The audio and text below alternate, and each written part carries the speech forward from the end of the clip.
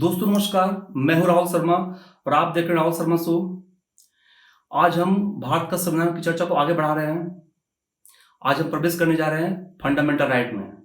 अगर इसके पहले वाला एपिसोड आपने नहीं देखा तो जाकर जरूर देखें। ये इसका दूसरा एपिसोड है। 6 फंडामेंटल राइट में से 2 फंडामेंटल राइट की आज हम विशेष चर्चा करेंगे। पहला है समता या समानता का अधिकार और दूसरा स्वतंत्रता का अधिकार। तो चलिए शुरू करते हैं।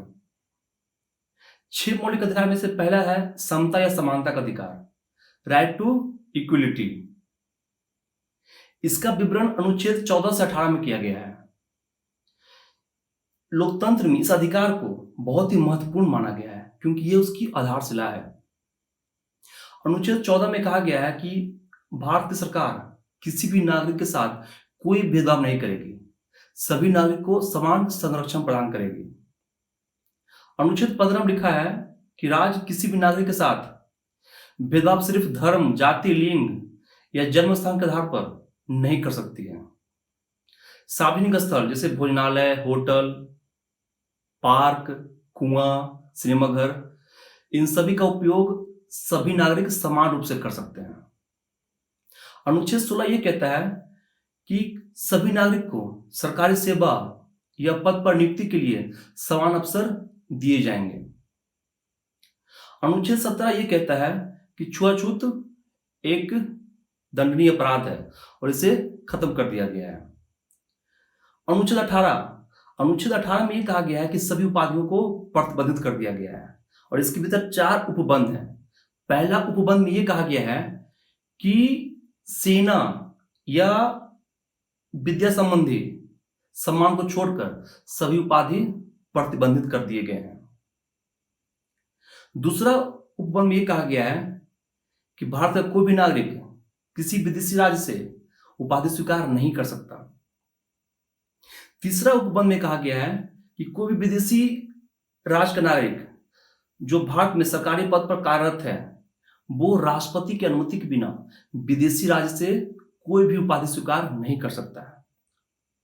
चौथे उपबंध में यह कहा गया है कि कोई भी नागरिक जो राज्य के अधीन किसी पद पर है वो राष्ट्रपति की अनुमति के बिना कोई भी विदेशी राज्य से भेंट स्वीकार नहीं कर सकता है।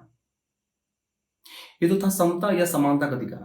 अब बात करते हैं स्वतंत्रता का अधिकार, राइट टू फ्रीडम।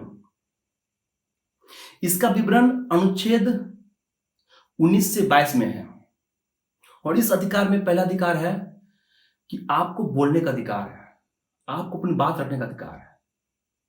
दूसरा, आपको अपनी बात को दूसरों तक पहुंचाने का अधिकार है। तीसरा, आप व्यावसायिक विज्ञापन दे सकते हैं। चौथा, सूचना का अधिकार है। पांचवा, प्रदर्शन या विरोध करने का अधिकार है किंतु हड़ताल का नहीं। छठा, आप कोई संगठन या राजनीतिक दल बना सकते हैं लेकिन इससे सामाजिक ढांचा नहीं बिगड़ना चाहिए। सातवां, भारत के किसी भी नागरिक को किसी भी राज्य क्षेत्र में घूमने फिरने का अधिकार है, भ्रमण करने का अधिकार है, किंतु गोपनीयता के तहत उसे कुछ क्षेत्रों में जाने से रोका जा सकता है जैसे इसरो और DRDO। 9वां, उसे किसी भी राज्य में बस जाने का अधिकार है। 10वां, वो कहीं भी जाकर व्यापार कर सकता है, किसी भी राज्य में जाकर। 11वां और आखिरी है, आप कोई भी आंदोलन कर सकते हैं या सम्मेलन कर सकते हैं लेकिन ये शांतिपूर्वक और निरायुध होना चाहिए, मतलब बिना हथियार के। किंतु धारा 144 के तहत न्यायाधीश को अधिकार है कि किसी भी संगठित बैठक को वो किसी खतरे के तहत रोक सकता है और धारा 141 के तहत 5 से अधिक लोगों का संगठन गैर संवैधानिक माना जाता है। आज के लिए इतना ही। इसकी आगे की चर्चा हम लोग अगले वीडियो में करेंगे। तब तक के लिए धन्यवाद।